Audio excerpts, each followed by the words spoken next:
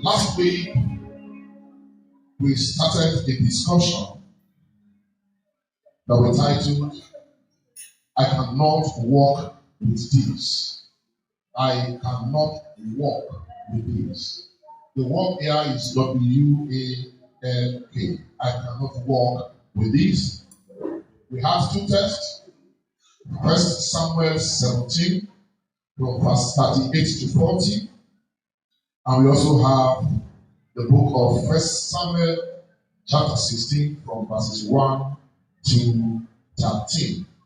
Praise ye the Lord.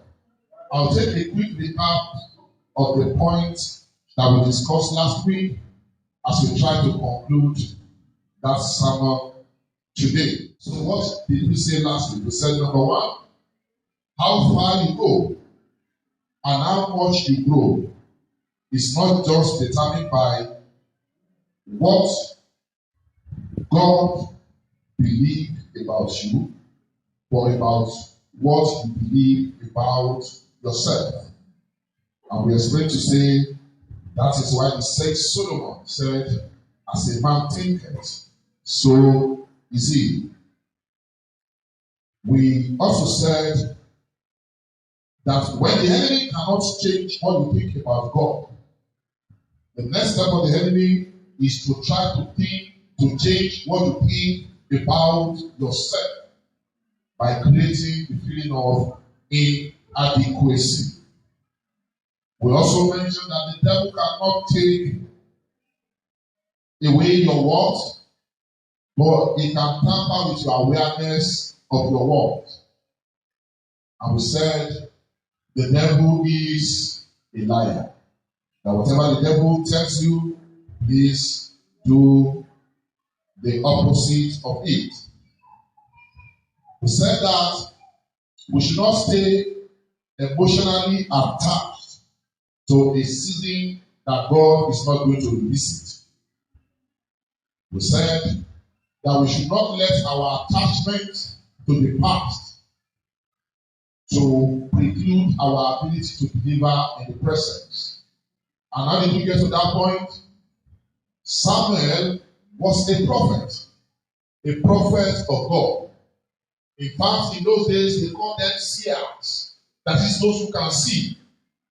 But when he was to anoint a king in the house of Jesse, when he saw Eliab, he said, this must be the one. So, his attachment to the past is preventing his ability to do what he's supposed to do in the present. We said God is directing you to a new place where your oil will walk. And lastly, we said that God is about to punish your enemy. I said it again, God is about to punish your enemy. How is he going to punish your enemy? You will make them watch as you win. Did you hear that? Those who say amen to prayer in this church. God is about to punish your enemy. They will watch as you win. In the name of Jesus. Something that struck me even after the service. You might have your notes, but there are things that it is the Spirit of the Lord that said so. He said last week that it does not matter who gets there first. In the case of David, 7 people attended the interview before him. 7 people have seen Samuel. But if God has your name on it, it does not matter who gets there first. It will be reserved for you. Did you hear what I said? I said, whatever God has given you, it does not matter the competition. It does not matter the scheming of men. As long as God has given it to you, it is yours. It is settled. So shall it be. In the name of Jesus.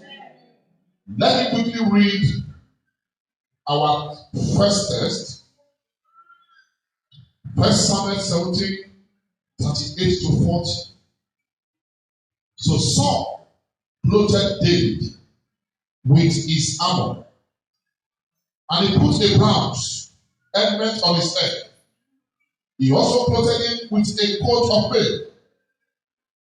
David fastened his sword to his armor and tried to walk, for he has not tested them. And David said to Saul, I cannot walk with this, for I have not tested them. So David took them off. Then he took his staff in his hand, and he chose for himself 5 smooth stones from the brook, and put them in the shepherd bag, in the pouch which he had, and his stick was in his hand, and he drew near the Philistine. Praise the Lord. Now, this is a story that we are all familiar with. Remember where we started this sermon is to say that how far you can go and grow is not determined by God alone. It is determined by what you think of yourself. And that is what we see playing out in the life of David here. So number one point I want to mention to you today is what works for them may not fit you. So you must know what fits you. You must know what fits your purpose. You must know what God has created you to do, so that you don't try to become somebody else and in the process lose relevance. Church, are we together? David was clothed with the armor of Saul. He was clothed with something that Saul has tested. Church, are we together? So it looks like a solution that works. It looks like something that will solve the problem. But beloved, believe me, if David had used the armor of Saul, he would have lost the battle. Why am I so sure?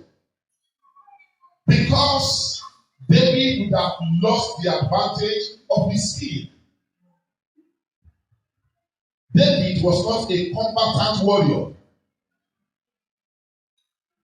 The armor of Saul and the sword of Goliath works well in close combat. But David knew his advantage, which was what? His sleep. I'm not getting close to you. I'm just going to stay here, throw my sleep, and you are off. Beloved, you must know what works for you. The fact that it works for others does not mean it fits you. If you are not created to walk in that light, it is a waste of time. This is the reason why we labor. And we go back to God as if God is not helping us. The thing is, we are using what we are not used to. We are doing the business because it has worked for others. Have you heard this saying? Or even if you have heard this saying, have you observed that especially in our country, Nigeria, we tend to do the same kind of business? You know, there was a time, it looks like everywhere in Lagos must have a pure water factory. Am I correct? Where are those factories now? People have wasted resources. They have wasted time. People have taken loans back and running after them here and there. Why? Because they were copying others. But one day he made that business. You can see that he has seen this happen. And because of that, without any preparation, without any background check, you just jump into it. And then the business will do what? It will fail. What works for others will not work for you. What fits others will not fit you. You must be able to clearly define your purpose and know what works for you. Your destiny is not mine. Mine is not yours. You can't run the race of your life the way I am running it. Praise the Lord. You know, in our institution, you can see this thing placed out. Let me use an example of what I know.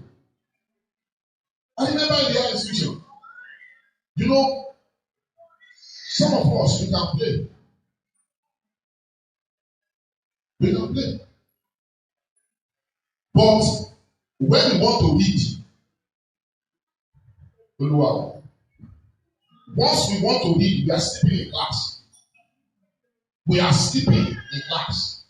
And you know, when we are playing football and you also, like to tell some people that, look at these people, we used to read our book.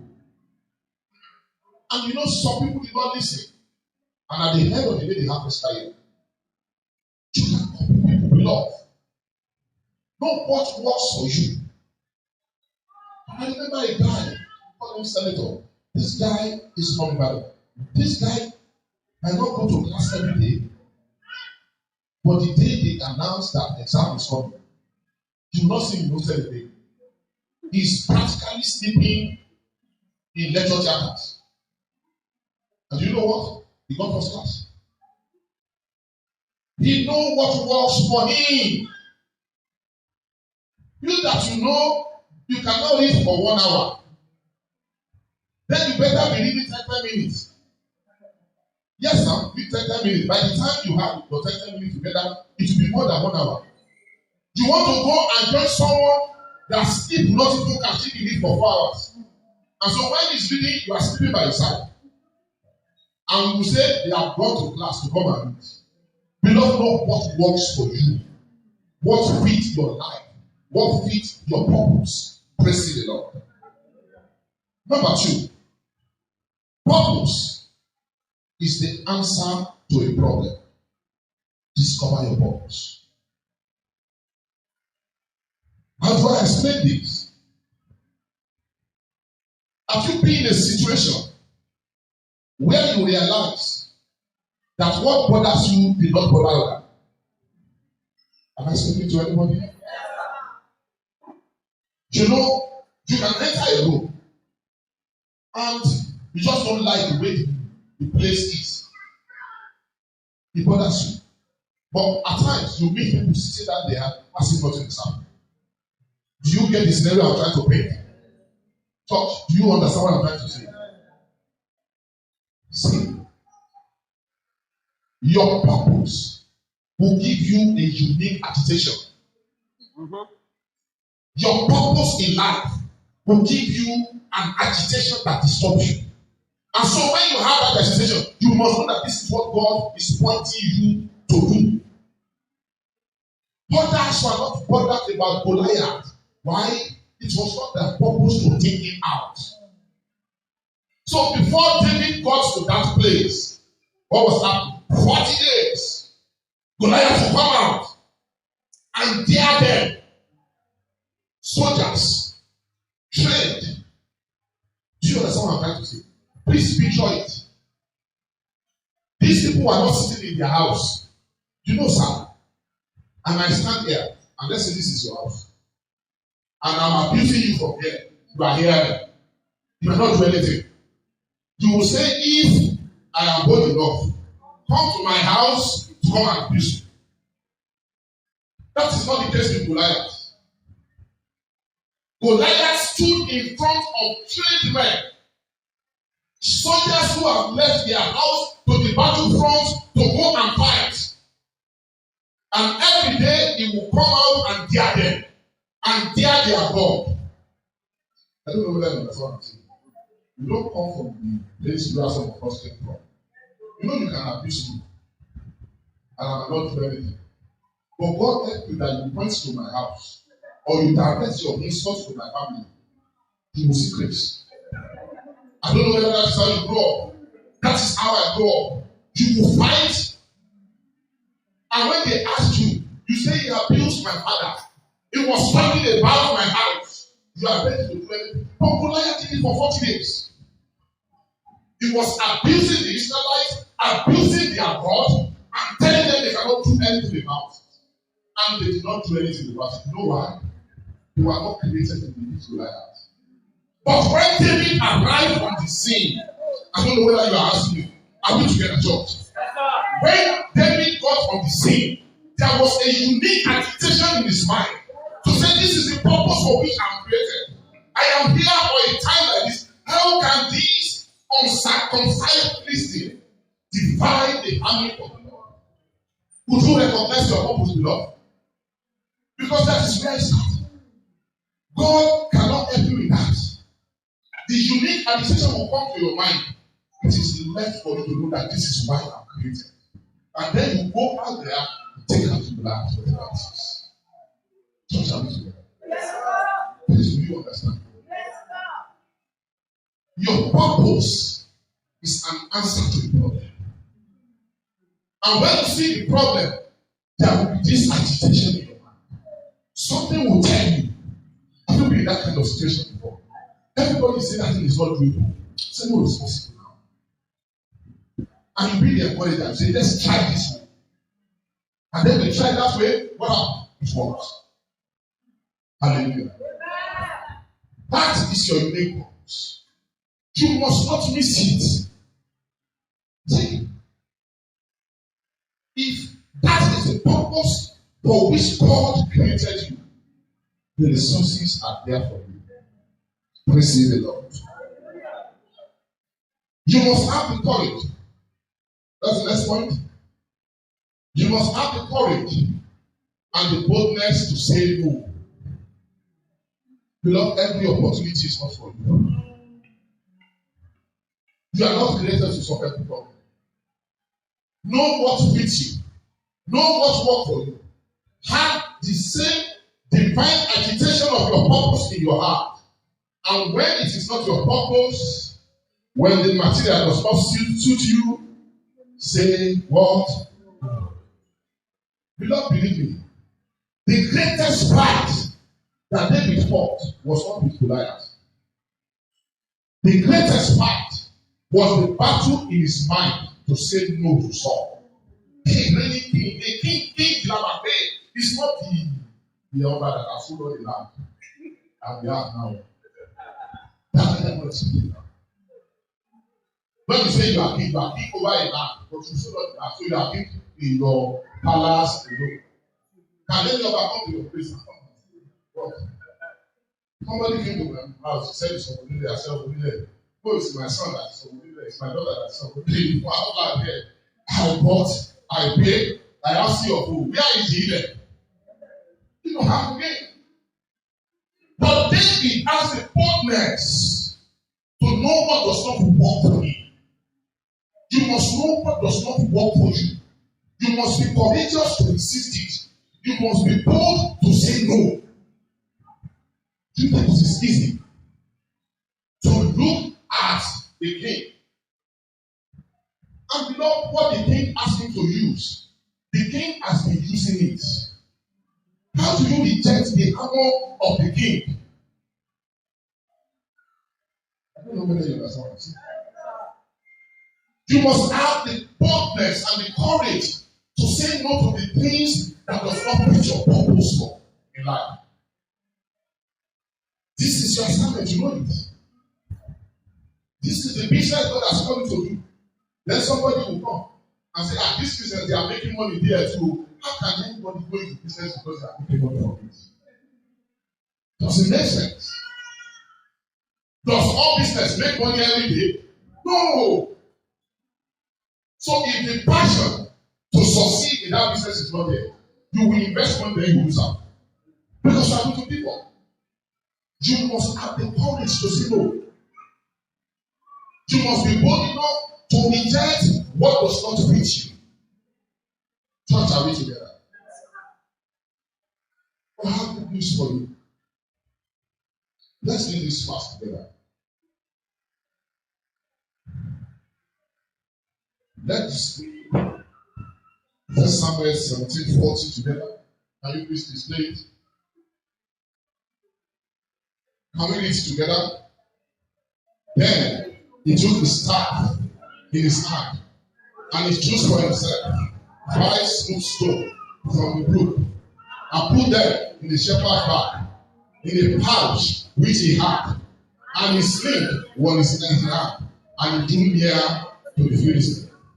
Can you count the number of east in that place? David was not without help. He was not without resources. Look at it. He took his staff. See, I love Bible. And I pay attention to that. See, there is over information here. Why the emphasis on what belongs to him? Look at it. He took his staff in his hand. We cannot say he took staff. I mean, it will still be a corrective.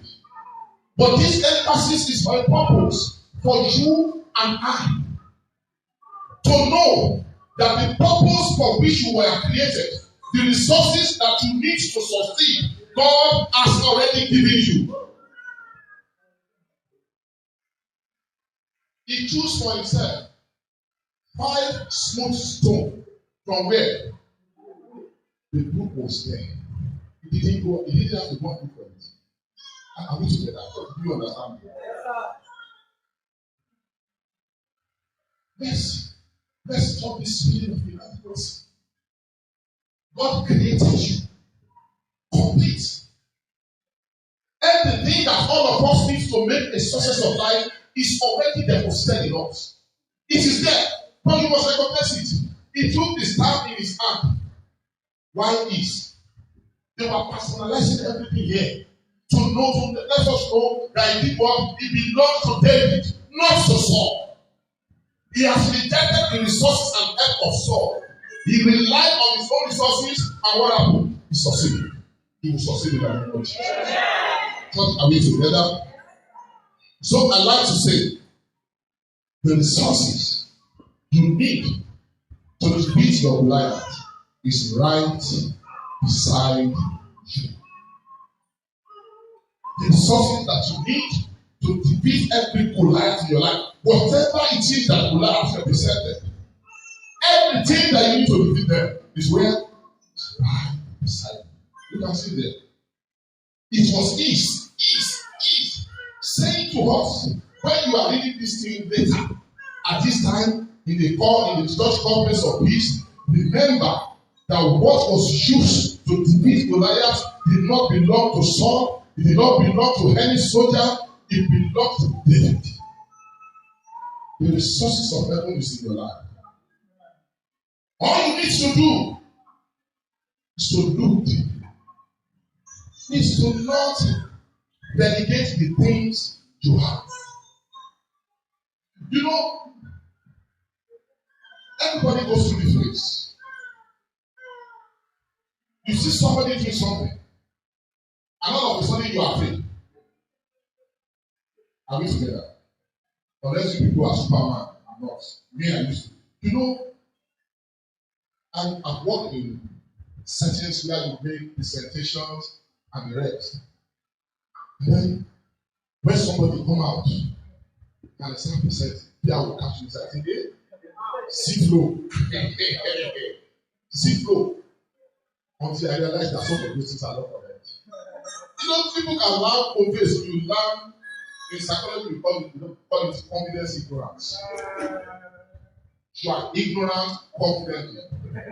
And so when you are talking, the people that are listening to you are just flowing with you. They can't do fast check and they are not checking any fact. So they talk. And those of us who know what we want to say, we are really afraid. God help you, this man can talk.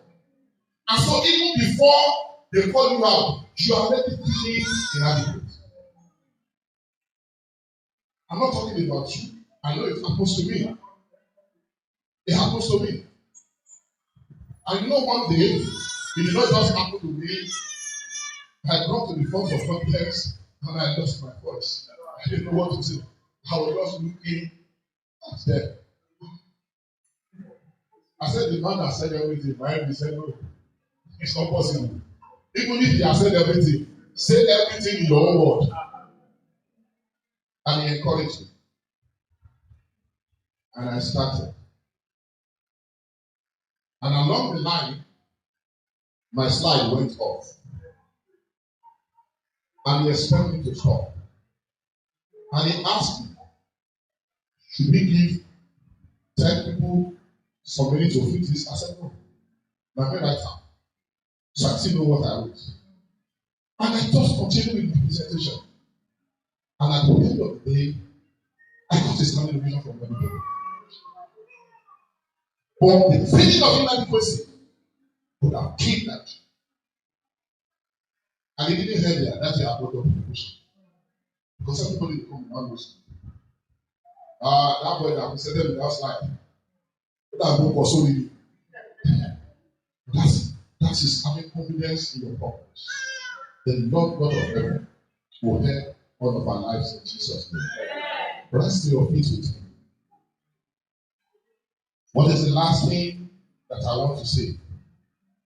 You must be willing to pay the price. Success is not offered a la carte. Success is not served a la carte. You must be willing to pay the price. What is the price that David had to pay? He had the boldness to say no. He chose for himself what works for him. And what did he? He stepped towards the Goliath.